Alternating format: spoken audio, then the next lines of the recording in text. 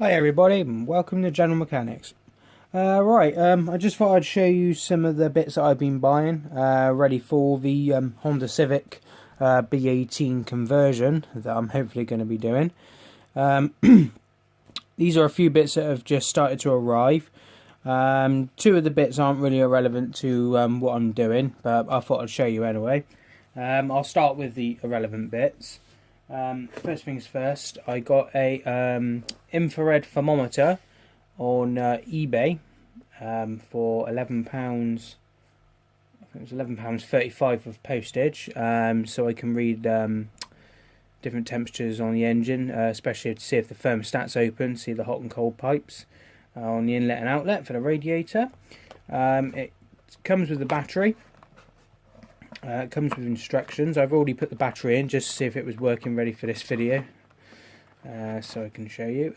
This one's quite good because it's got a setting so you can have the laser on or the laser off. It's entirely up to you. All you have to do to turn it on is just pull the trigger and then she comes on. Probably can't see the LCD's display because my camera won't actually pick it up very well. Try a different angle. Oh, there we go. And then all you do is literally just point, hold it once and let go of it, and then it gives you the temperature and holds it there for a second, which is quite good because I've had different ones when I was at college and you have to actually keep your finger on it the whole time. So all you have to do is literally hold it. The laser comes out. You can't pick it up on the camera unfortunately, and just point wherever the laser is pointing, it's going to give you that temp. So I'm now pointing it at my TV, which is a plasma. And the temperature of that is 28.9, which is actually not that bad. Actually, usually gets a lot hotter than that. So that's that. That's about £12 on eBay. I will put a link in the bottom. And the third non-irrelevant thing that I bought, which I just had to buy it because it was not that expensive. It was only £2.99. Was a little bit like a hockey puck, but I bought it for the jack because I've noticed on the Honda when I'm jacking it out with a normal jack, sometimes the cup wants to try and slip off of the jacking points underneath and it dents the shit out of them. So I bought this because it's got a groove. It is actually meant for, this is meant for all Japanese cars apparently, so we'll soon be putting that to the test and see how good it is. But again, cheap, £2.99 eBay. Now, the second thing that I have got is, again, not sort of relevant, not really for the B18 engine conversion, but I've got it purely because it was cheap and I think really it's quite good, which is a clear cam belt cover. So you probably know on the Hondas, especially on the EJ9s, to get the cam belt cover off, you have to take the rocker cover off. Unless there's another way that I don't know, I haven't found a way yet. So I bought this purely because it will enable me to keep an eye on the cam belt and just keep an eye on the condition of it without having to take nothing off. I know people buy these purely for the look side of it. I'm buying it just so I can keep an eye on the cam belt. But that was only £12.99 with free postage on eBay, which I think is an absolute bargain for this sort of stuff. It does come with the rubbers that you can put in like that, but I'm going to take the old black ones off of the original one because I don't like the purple really in my engine bay. It doesn't really go with my silver and red theme that I got going on. So that's that. Again, I'll put links to all these products in the video if you're at all interested. These will fit EJ9s right up to the 1.6 from the 1.4. So quite a good product there, especially for that price. You can't really argue with it.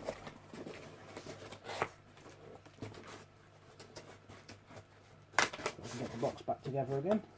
There we go. Now, this one, as you can see, strap bar, is in preparation for the B18. The EJ9 1.4s don't come with a rear anti-roll bar. So I'm going to start doing these little bits now so it's ready, so it sort of minimises the cost. Again, I got this off eBay.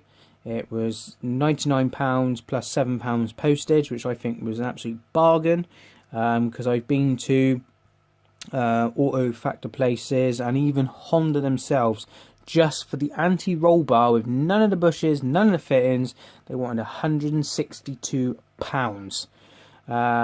Auto factor places with the fittings, I think it worked out to be about 89 quid. But I got this one because this one comes with the, well, I'll show you now, but it just comes with everything. So first of all, you get both drop links. Quality wise, I think they're actually quite good. I'm going to show you a tip with these to stop these from corroding, so the bottom of your car still looks nice all the time.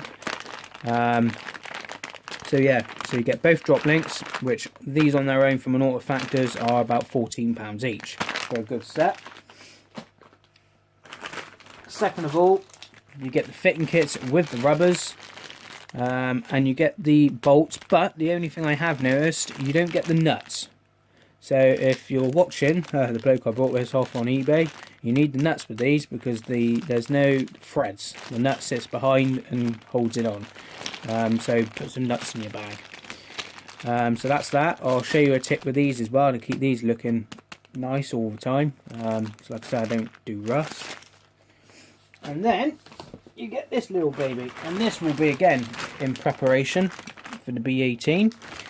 This is another type of strut brace that goes underneath. That obviously makes it a bit more stiffer. So I'm not going to put this on yet. So number one, I might either get it repowder coated or painted, because I know for a fact that I don't like this colour, number one. And this has a tendency, well, from what I've seen, especially on friends' cars, that this stuff after a while just flakes off and it looks nasty. So that will not be going on yet. That will be repowder coated first. But the main bit that I did want is the anti-roll bar, and I don't mind this colour purple. I think this will look quite nice with silver underneath. It is absolutely good. The quality is fantastic. You couldn't ask for any better, really. So I'll put a link to the description in this as well. This will fit all Hondas from 96 up to 2001. So I think this is a good upgrade. It will certainly make the rear a bit more stiffer, especially around the bends, because I don't want to lower the car too much. I want it to be a bit of a sleeper, but still drive nice for work. So yeah, so that's a few of the bits that have arrived, guys. And I will do another video when the rest of the stuff turns up. So we have got some fun things coming up. It will be a couple of videos. One video will be putting this, installing this, and I'm going to have a go when it comes.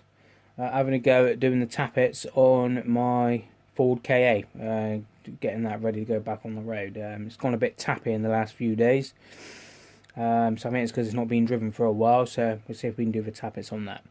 So this is John Mechanic, signing off.